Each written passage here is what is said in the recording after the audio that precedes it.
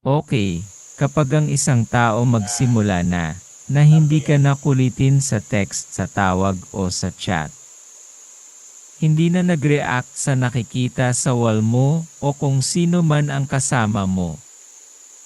Hindi ka na pinapansin kahit na anong gawin mo. Hindi ka na chine-check kung okay ka lang ba.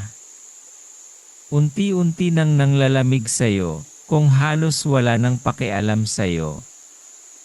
Titig at pag nag-uusap kayo, wala nang sigla, pag hindi na nagsiselos. Kung nananahimik na lamang siya. Mag-isip ka kung anong pagkakamali mo. Ang tao kasi makulit at abnormal lang yan sa taong mahalaga at mahal niya.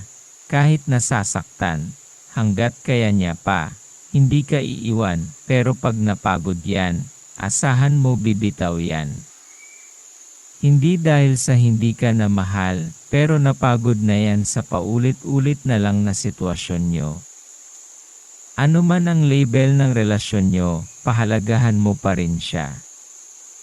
Sa totoo lang, hindi siya mapapalapit sa'yo kung hindi ka nag-insist na maging bahagi ng buhay niya.